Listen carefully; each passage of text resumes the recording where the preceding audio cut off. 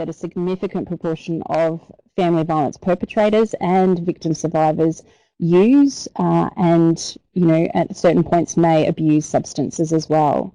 And so while substance use isn't a cause of family violence, alcohol is involved in up to half of partner violence incidences in Australia. And 3/4 of physical assaults on partners also turn into physical assault. So when there's threats of violence and then alcohol is in the mix, then those threats will statistically are shown that they will escalate to actual physical violence.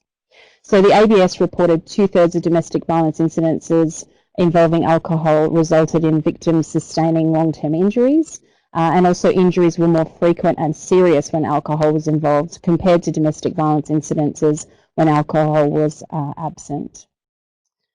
So victim survivors may also be coerced into substance use by perpetrators, and they also may be using substances to cope with the impacts of the violence. But we know that that's really common as well.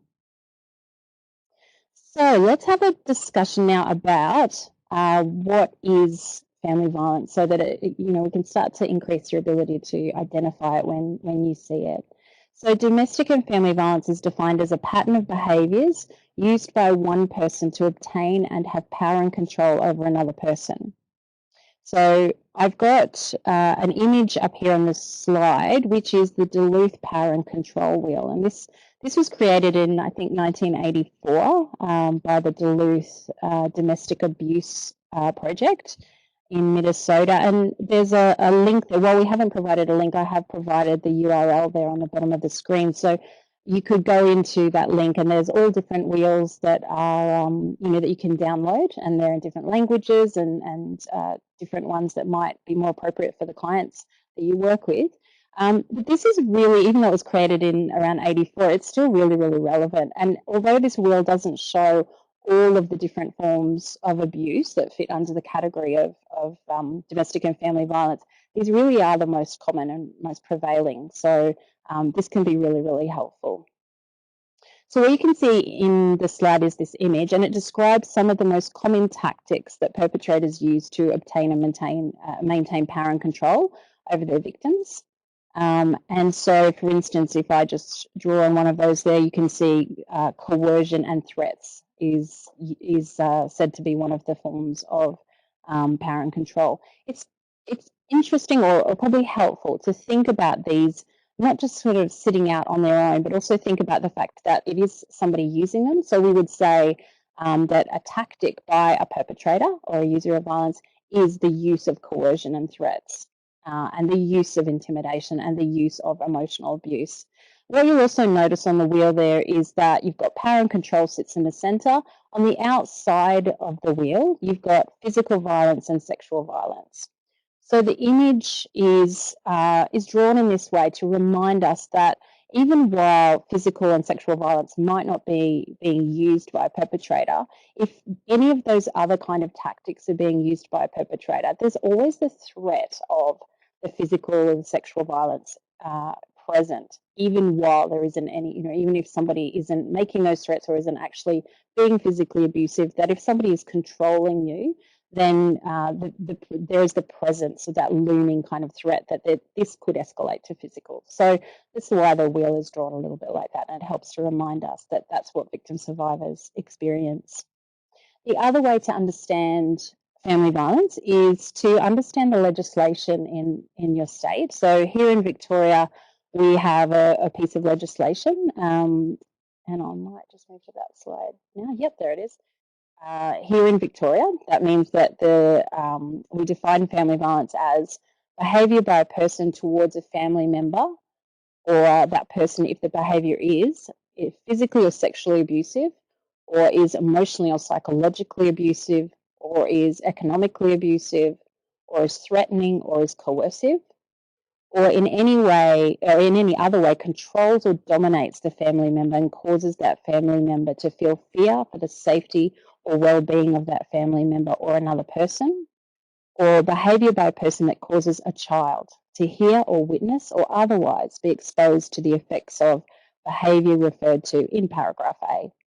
So children are particularly vulnerable and the exposure of family violence can have an ongoing developmental impacts and really lifelong repercussions for them. So that was one of the clauses that was added when the Act was updated in 2008. So what you will notice within that legislation, and I do want to say it can be really helpful if you do read that. Many people know that that piece of legislation exists, but they've never read it. So I'd encourage you to really read it and really know that it backs you. So if you're trying to ascertain if there's somebody that's working with you, and if you would say, I think I'm identifying family violence is going on for my client, go back to the legislation. It really does help to support us when we're trying to identify and kind of analyze what it is we're really seeing. And you'll notice that within the legislation that it helps us distinguish family violence from other forms of violence and abuse. That it speaks about these words, fear, and it talks about tactics related to control and coercion. And I just wanted to point to a researcher in the United States, Evan Stark. So Professor Evan Stark says, learning that violence is not always visible and that it takes the form of coercive control is a very important issue. So many times victim survivors don't get the kind of responses that are really appropriate or really helpful for them because people will think that the violence is only physical. And if they don't see evidence of that, then they'll dismiss it. So it's just something to remember when you're working with your clients. So tactics by one person that would physically hurt, degrade, and intimidate with things like threats and surveillance acts, we would say are acts of coercion, which is in the legislation, isolating victims, regulating them by setting strict rules of behaviour that they have to adhere to. They're considered control tactics. And so, those things you'll see within the lived experiences of your clients. And if they're there, then you can probably make an assessment that this is somebody who's experiencing somebody else holding power and control over them. So the legislation classifies family violence as occurring within intimate partner and or family relationships. So just to clarify that those people experiencing intimidation and abuse from neighbours or colleagues or other people within the community, that would fall under a different legislation and they'd have a very different experience of their abuser and the abuse itself. So just to kind of clarify that. The other thing noted in the preamble of the legislation is the prevalence. So while anyone can be a victim or a perpetrator of family violence, and family violence is seen across all socioeconomic groups within our communities, family violence is overwhelmingly perpetrated by men against women and children. So in a breakdown of the Australian Bureau of Statistics Personal Safety Survey data of 2017, which you can have a look at online if you'd like, women were more likely to experience violence from a known male, usually a partner or an ex-partner, and it's usually in their home, whereas men were more likely to experience violence by a stranger in a public setting and as a one-off incident. So you can hear that the ways that different genders were experiencing violence actually lends itself to family violence and intimate partner violence being more experienced by women. So according to the 2017 National Homicide Monitoring Program report by the Australian Institute of Criminology, on average, one woman a week is murdered by her current or her former partner in Australia. So we know that gender plays a really big part in this crime.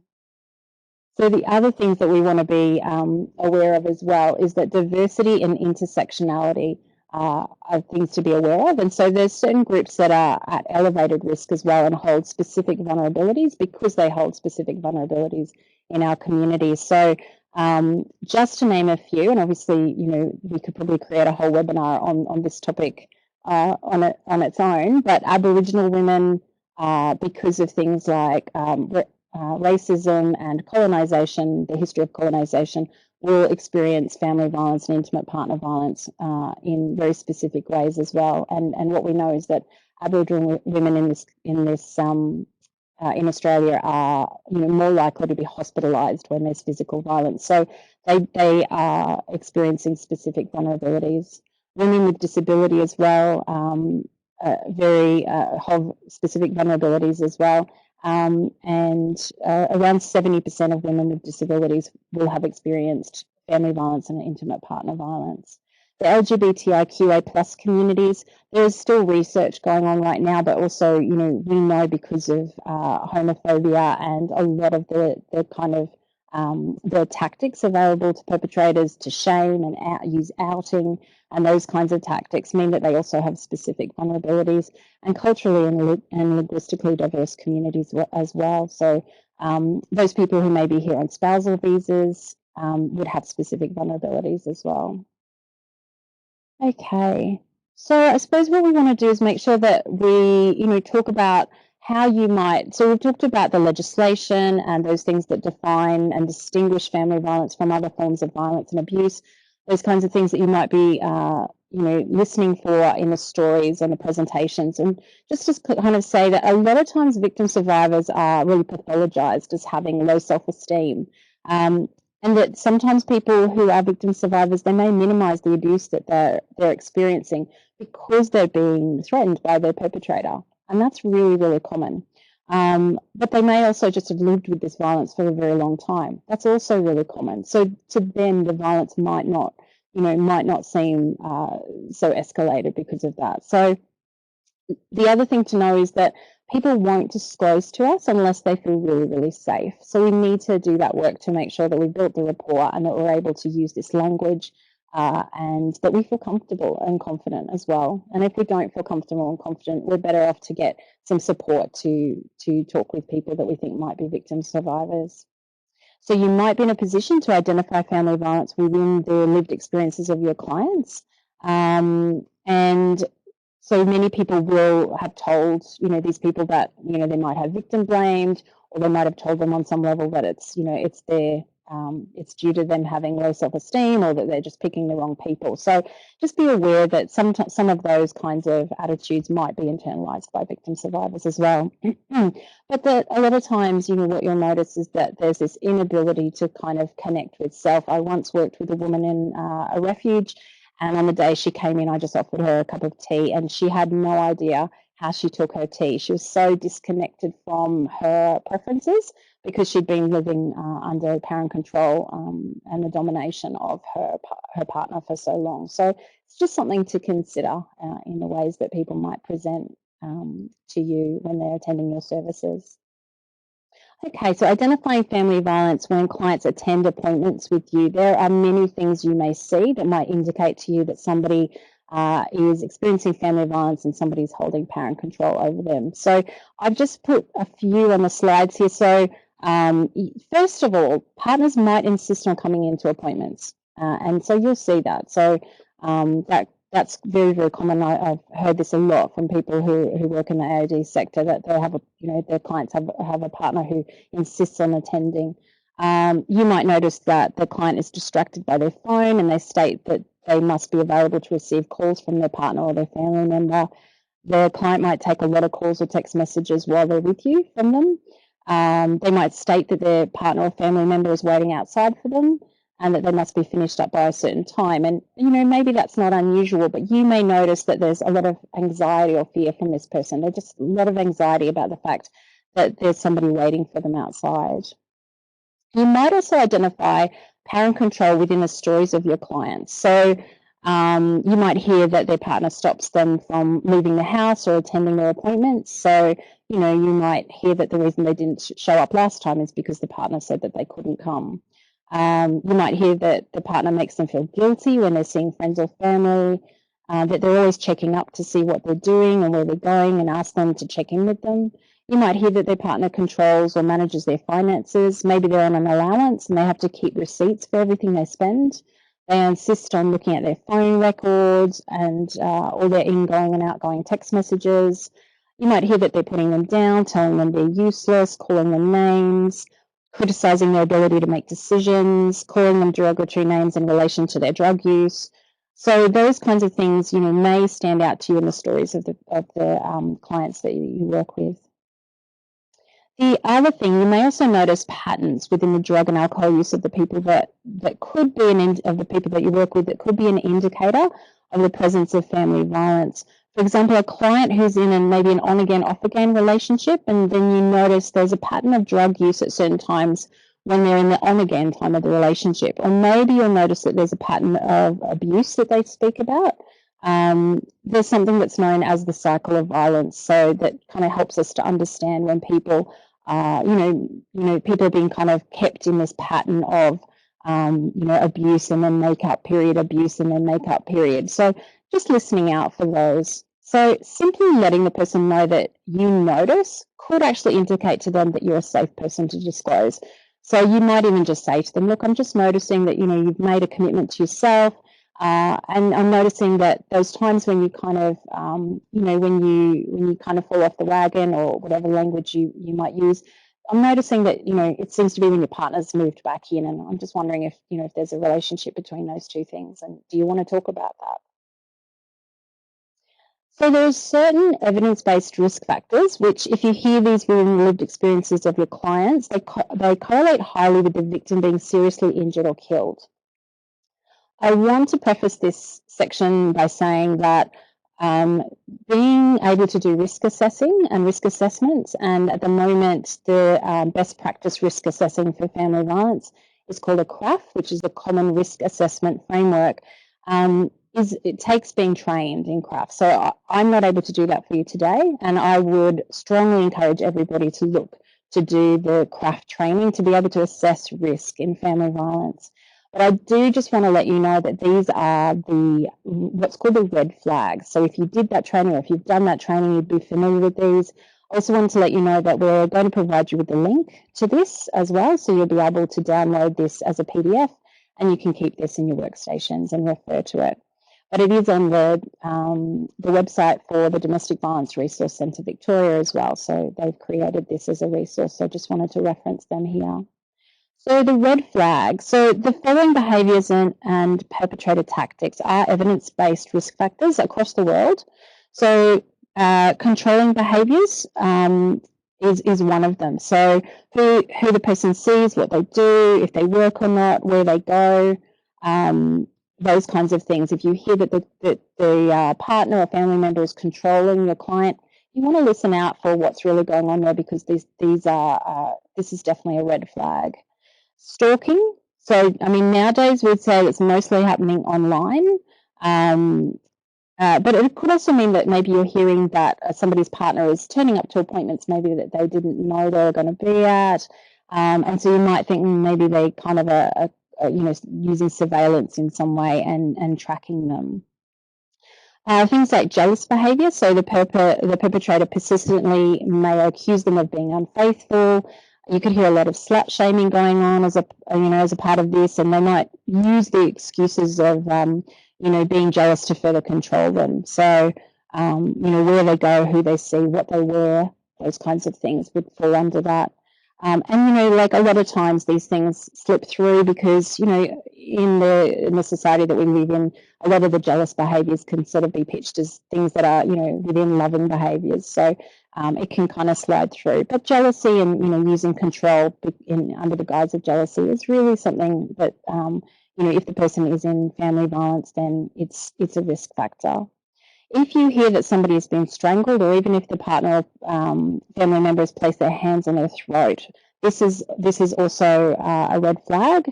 And if they've made threats of doing that, we'd say as well. If they've made threats to kill the person, of course, within your role, you'd also think that you'd take this seriously, and it is a red flag. If the perpetrator had access to weapons, or if you heard that they were using objects as a weapon, so anything, any household object that was thrown at somebody, we would say, you probably assess that that's somebody using a weapon against your client.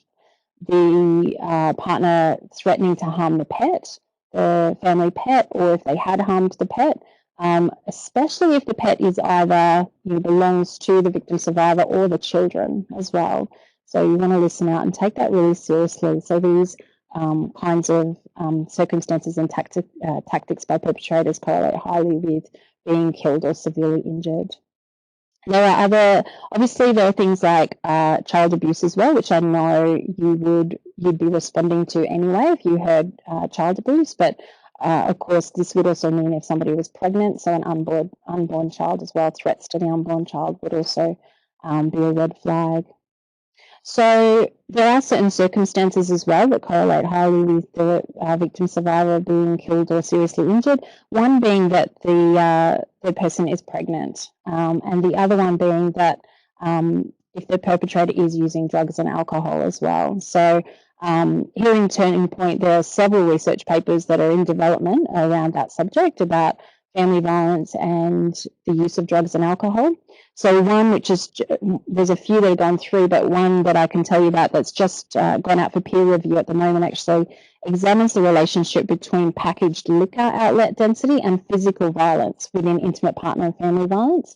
And the preliminary findings suggest that there is a relationship. So that in areas where there were packaged liquor outlets close by, there was actually an increase in the escalation from maybe threats of violence to actual physical rates, or the rates of physical violence and the seriousness of that violence. So you can hear within that there's, there are links that mean that, the use of drugs and alcohol mean that, we need to consider that it's a red flag.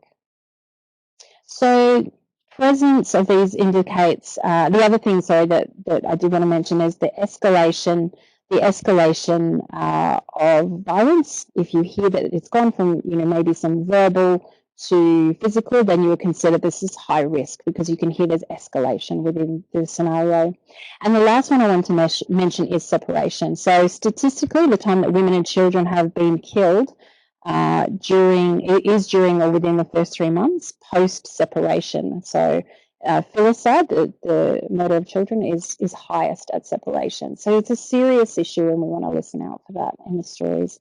So controlling behaviours predicts fatality more than the frequency or the severity of physical violence. So, and this is what the evidence tells us as well, is that we need to listen out for when, the people we work with might be experiencing controlling behaviours, because there is a correlation between that and being killed. And like I just mentioned before, separation correlates highly with the fatality to women and children, or what's called familicide, during and up to 3 months. But just to say that it can go way beyond that as well. But just statistically, it's that 3-month mark. Okay, so the ways that we want to respond to victim survivors is, first of all, always ask about abuse or suspected abuse in private. You never ask about abuse in front of a suspected perpetrator. So this can have the impact of escalating the abuse to the victim survivor. And you want to also have very clear communication around your limits to your confidentiality, so that people know that they're making informed choice when they disclose to you. So be direct. Secondly, be direct and specific. So many victims say that they would have known that someone was safe to disclose to if they'd asked them a direct question. So try and be as clear and direct as possible. And if you've done the training around suicide prevention, you'll understand that this is similar. We need to make sure that people know that we are safe to talk to about this issue.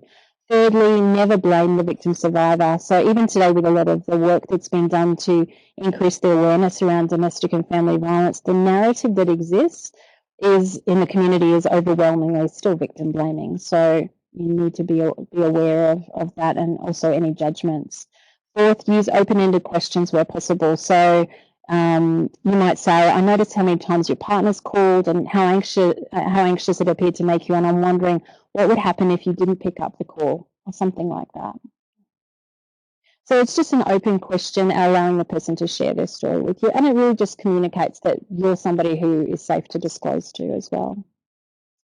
Fifth, it's really important to remain non-judgmental, and this may mean that you have to hold back from giving your opinion or your advice, or even criticising the perpetrator. So it's really important you allow the victim survivor to remain at the centre of the conversation.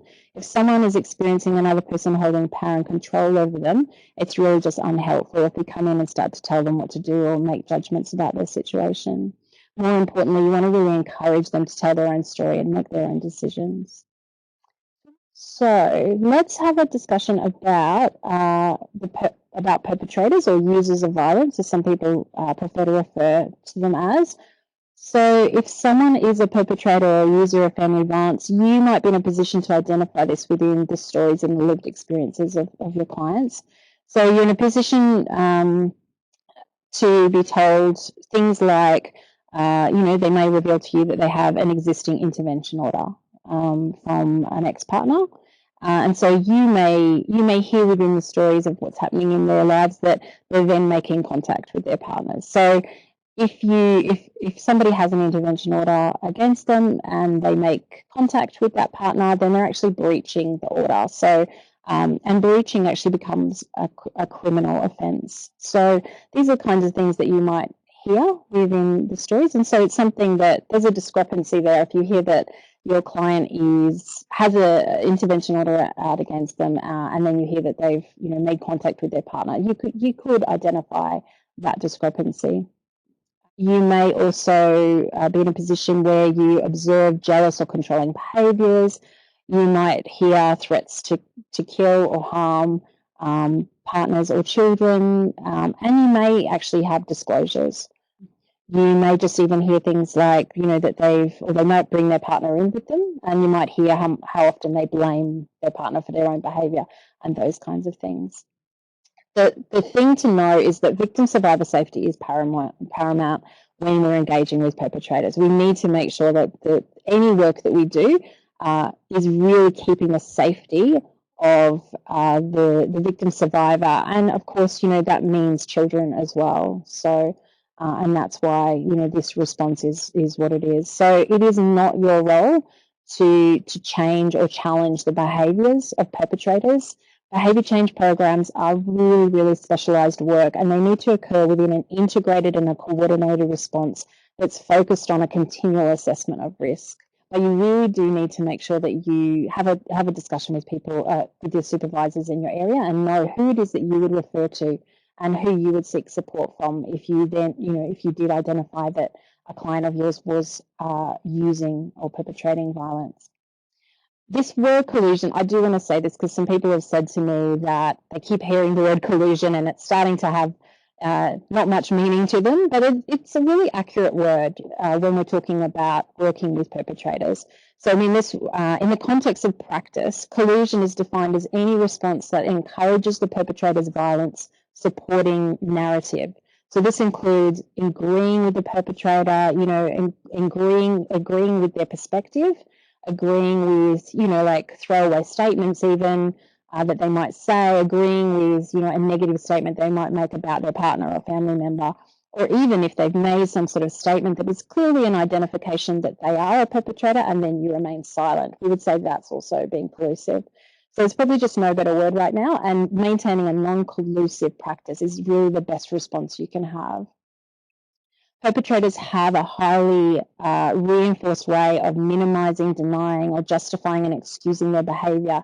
And many of these are really backed by our social norms and practices and the structures of the communities that we live in. So because they happen in intimate partner relating.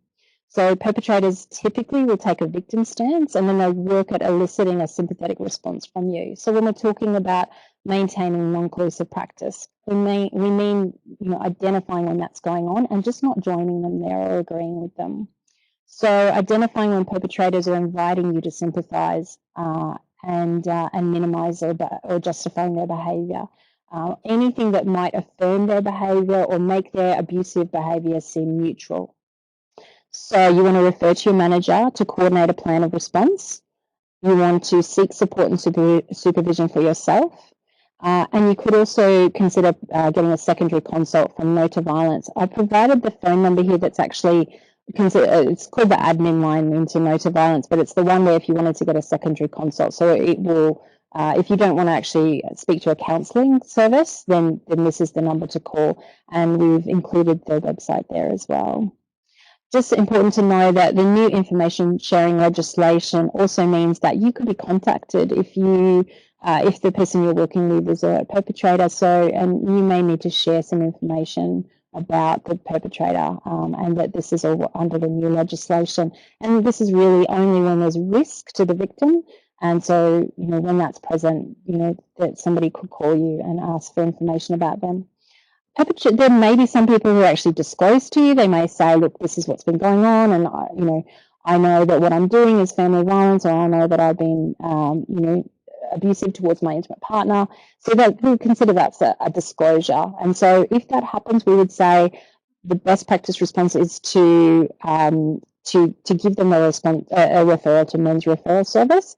And also to normalise that as well. Let them know, we give this number out all the time. Many men use this service. We know that they're getting a good response. So making sure that you have that number close by is really helpful.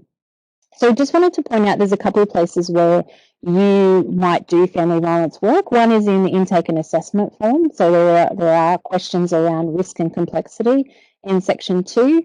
And also in the comprehensive assessment, you've got the in section 6B, harm to or from others. Like anything, in using these documents, we would always encourage you to use your own language. These are prompts, so don't just read straight from the document. Make sure that you keep a narrative approach and have conversations with your clients. The other thing is in the comprehensive assessment, there is a section there that's about safety planning. So just to let you know, again, risk assessing for family violence, really you should be doing the comprehensive risk assessment framework training, and also that, the safety planning, that could have been, you could ask the person if they are already linked with a family violence service. They may have done safety planning with them there, and you could consider, if they haven't, linking them in with their local family violence outreach service to talk to them about risk and safety planning. In terms of referrals, first of all, if someone is in immediate danger, so for example, they've said to you their partner's waiting for them outside and they're really scared, or it's unsafe for them to go home tonight, really the only people who can have legitimate power to provide a safe response is 000, the police, because they can provide a 24/7 response, and also because they can attend the home, whereas we can't. Also, Safe Steps is the 24/7 family violence support service, and they provide risk assessing and referrals to refuge. Again, they will do a risk assessment, and you could consider, if the person was at great risk, keeping them with you, and they could call Safe Steps while they're with you. Also, if the person is safe now, but you want to talk to them about maintaining safety, start with what they're doing now. Victim survivors are doing things every day to keep themselves safe. So make sure that you talk to them about what they're doing now, and see if there's any way that you can add on for them, or provide other kinds of services. And consider what you could do for them while they're in a safe space within your service. The other thing is you could check to see if they've already got referrals to outreach services in their local region. So across each region there are family violence outreach services, and I've just put the link up there too. So DVRCV have the referral booklet, which gives you all of the state services that are that are the outreach services, but other services as well. So you can have a look at that. I'd highly encourage you to have a look at that to make sure you know who is your local family violence outreach service, so you can refer to that really easily. You have it at hand. And we've also just provided a few specialist services, just to know there are more than these, but you have family violence support services specifically for Aboriginal women, and also legal services. So this is the family violence legal service for Aboriginal people and those with Aboriginal children is the JARA.